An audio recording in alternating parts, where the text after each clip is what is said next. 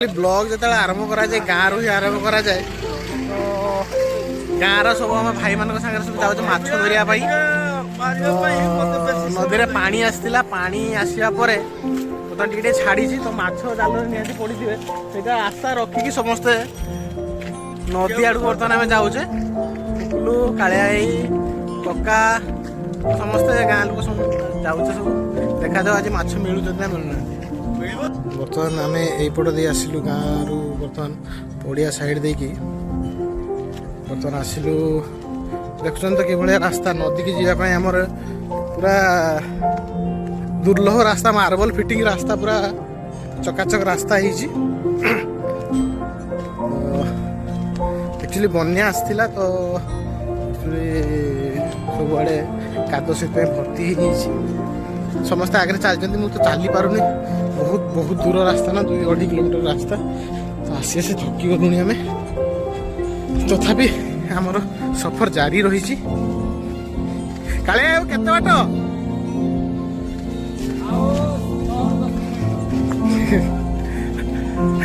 आगे भी किसी लोक चली देखु भलसे आगे भी किसी लोक चली आम पुणी जाऊँ देखा कौन हो रास्ता अति दुर्गम किंतु जहाँ वर्षा छाड़ी तेणु एपट दी जाई हो वर्षा दिने पादरे चलिकी जी असंभव गाड़ी तो दूर कथा देखो कौ टाइप रास्ता रही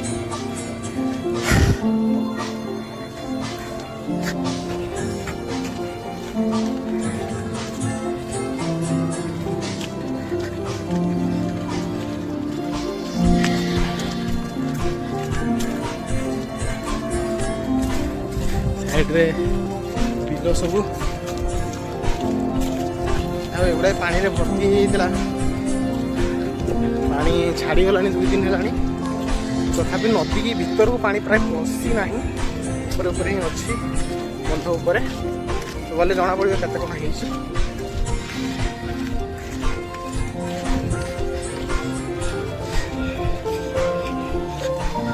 कादरे जावाई काले असुविधा हो बोली आम किसी मान्यगण्य व्यक्ति मैंने चपल ही पिंधि ना देखिए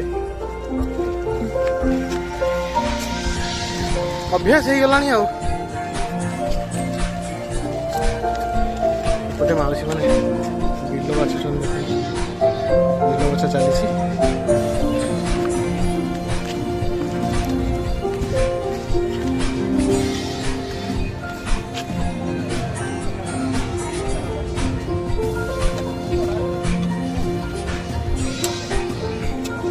चली नदीर पानी जो आसला बिल गुड़ा सब भर्ती बिलर पानी काटापी ये नाल करा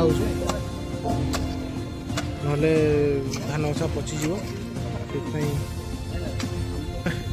नदी पाखापाखि आस पहुँची गलु तो यहाँ जो नदीटा संपूर्ण नदी कह जाए शाखा नदीटा जो आमर प्रसिद्ध शिव मंदिर माणती अच्छी सब अच्छी बाबा कखुरिया बलदा से आमर नदी कुंडी नाम पड़ी देखिए समस्त माछ धरिया भड़ा पकड़ से जाल लगी जाल लगी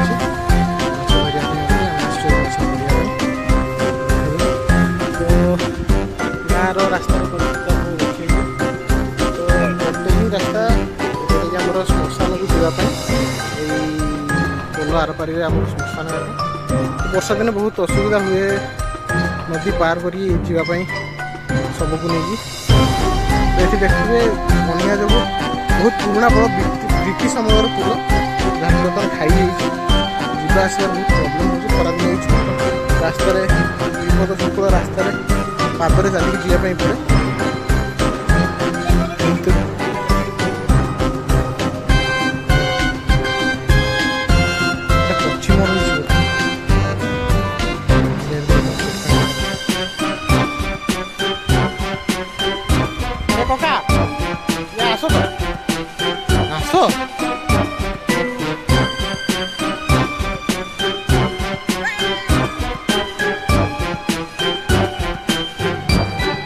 काम चलती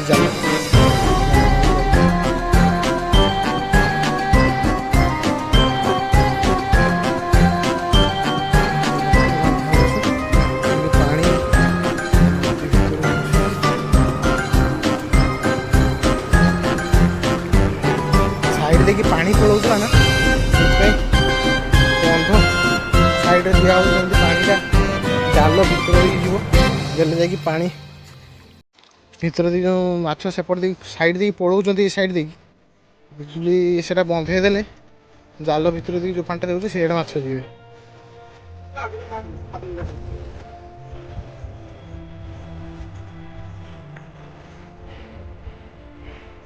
ଗୋଟେ କୃତ୍ରିମ ବନ୍ଧ କରାହେଇଛି ପାର୍ଟିକୁଲାରଲି ମାଛ ଧରିବା ପାଇଁ।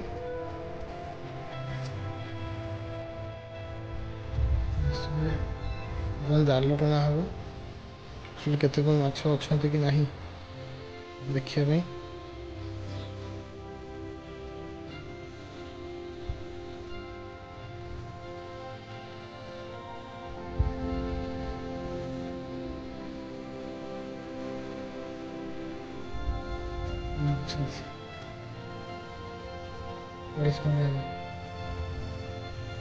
ଅଢ଼େଇଶ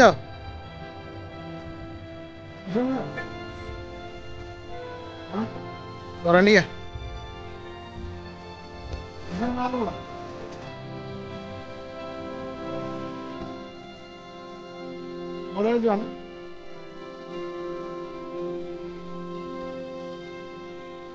ବାକି ଆଉ ଗୋଟେ ମେନ୍ ଯେଉଁ ଆର ସାଇଡ଼୍ ରହିଛି ଦେଖନ୍ତୁ, ଏଇଟା ହେଉଛି ମେନ୍ ଟା। ସେପଟେ ପ୍ରାୟତଃ ମାଛ ସାଇବି ଲାଗୁଛି, ସାଇବି ଜାଲ ଲାଗୁଛି।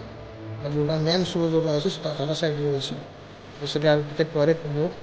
ଏଇଥିରେ ବର୍ତ୍ତମାନ ଚେକ୍ କରାଗଲା, ପାଣି ଠିକ୍ଠାକ୍ ଯାଉଛି ନାହିଁ ଚେକ୍ କରାଗଲା ନା ପାଣି ଫ୍ଲୋ ଆସ୍ତେ ଆସ୍ତେ ଧୀରେ ଧୀରେ କମୁଛି, ତେଣୁ ବର୍ତ୍ତମାନ ମାଛ ପଡ଼ିବାର ଚାନ୍ସେସ୍ ବହୁତ ଅଧିକ ରହିଛି।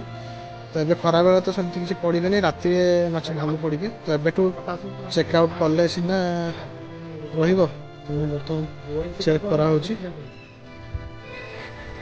ଏବେଠୁ ଚେକ୍ କରି ରହିଲେ ରାତିରେ ଏଠି ଦିନ ଜଗିବେ, ହେଲେ ସକାଳୁ ମାଛ ଆମକୁ କିଛି ମିଳିବ ଆମକୁ। ଦେଖାଯାଉ ଆଗକୁ ଯାହା ବି ପ୍ରୋସେସ୍ ହେବ ମୁଁ ଆପଣମାନଙ୍କୁ ଦେଖେଇଯିବି। ଭାଇ ବିଲର ବସେଇଥିଲେ ଖଇଁଚି, ସେ ମାଛ ନେଇକି ଆସନ୍ତି। ଦେଖା କେତେ ମାଛ ଦେଖା। ତମ ଘର ଏଇ ଗାଁର ନା? ଏଇ ଗାଁ ଲୋକ ତ? ଏ ବାଳୁ ତ ହତ୍ୟା କରୁଛ ନା କିସ? ଏତିକ ମାଛ ନା? କେତେବେଳେ ପକେଇଲଣି?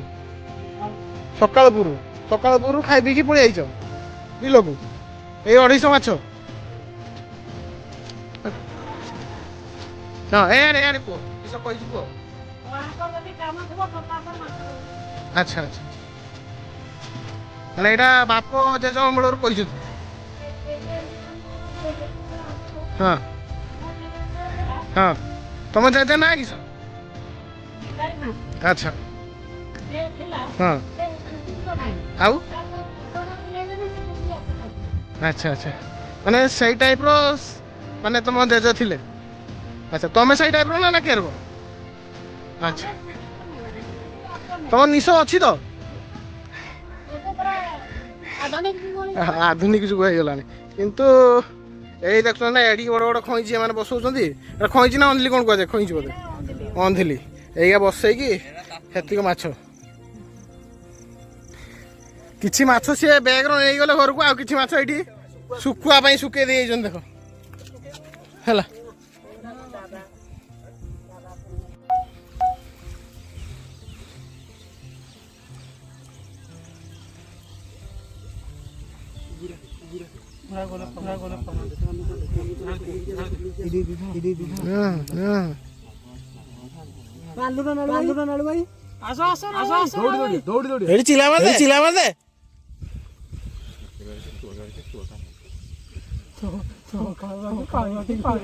ଆଉ ଗୋଟେ ଲୁଡୁ ବାଜି ଗଲାଣି।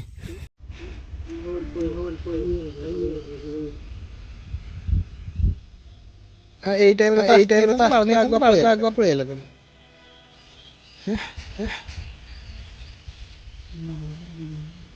କିସ କରିବା ବସିକି ଲୁଡୁ ଖେଳ ହଉଥିଲା। 150 ଗ୍ରାମ ଖଣ୍ଡେ ମାଛ ବି ନାହିଁ।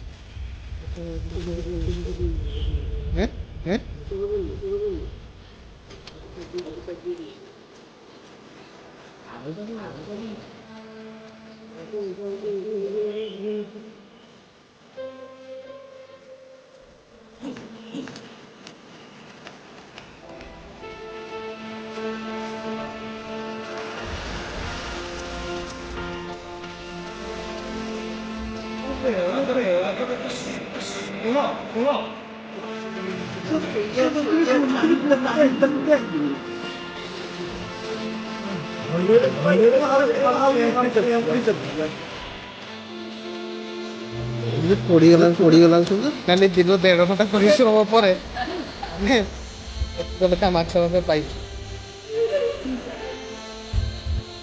ଏଇ ଚିନ୍ତା ବି କରିନଥିବେ ଏତେ ମାଛ ମିଳିବ।